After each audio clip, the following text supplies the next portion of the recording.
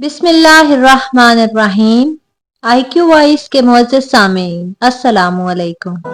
बनी इसराइल में एक शख्स रहता था। एक दफ़ा उसे 1000 दिनार की ज़रूरत पड़ी।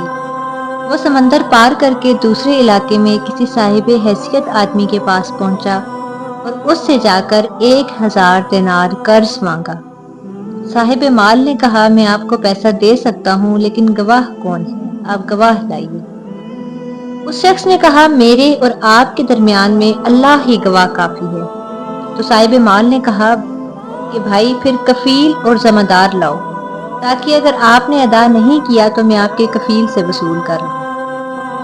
उस शख्स ने फिर कहा, मेरे और आपके दरमियान अल्लाह ही कफील है।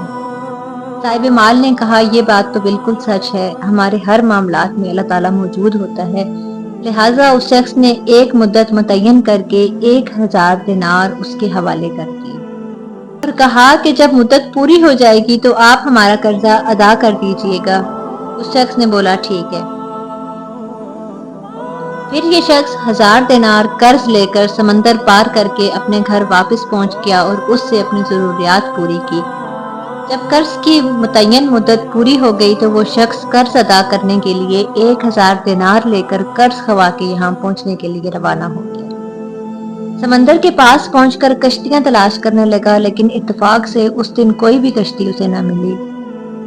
उसे सख्त खदशा महसूस होने लगा कि खुदा न खास्ता कर्ज अदा करने से पहले पहले मुद्दत पूरी न हो जाए।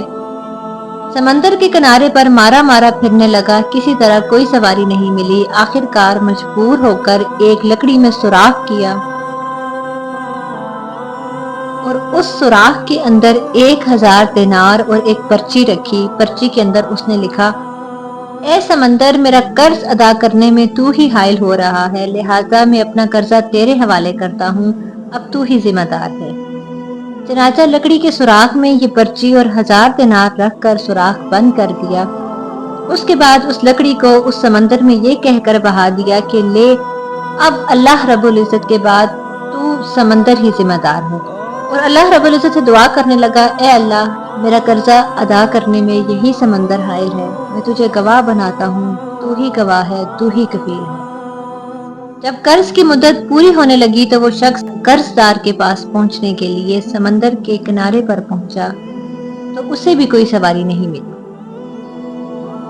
इत्तेफाक से उसके सामने समंदर में से एक लकड़ी बहती हुई आई। जब वो लकड़ी समंदर के बिल्कुल किनारे पर आ गई तो उसने इस इरादे से इस लकड़ी को उठा लिया कि घर में औरतें खाना पकाने में ईंधन का काम ले लेंगी। घर ले जाकर चीरा तो उसको 1000 दिनार और वो पर्ची मिली। अब उस कर्ज खा के ऊपर जो कुछ इबरत होनी थी हुई। कर्जदार ने बाद में फिर अपने तौर पर 1000 दिनार का मजीद इंतजाम करके कर्ज खा के पास आकर पेश किया और कहा कि लो अपना कर्ज। तो उस कर्ज खा ने कहा कि आपका कर्ज तो मुझे वसूल हो चुका है और आपकी पर्ची भी मुझे मिल गई। तो दोनों शख्सों को अपने तौर पर जो ईमानी पुख्तगी होनी चाहिए थी वो भी हुई। जो अल्लाह ताला के लिए होता है, अल्लाह ताला समंदर और दरख्तों को भी उसके ताबे कर देता है। जो अल्लाह के लिए होता है, अल्लाह उसके लिए होता है, और अल्लाह भी ऐसे लोगों से हकीकी मायने में मोहब्बत करता है।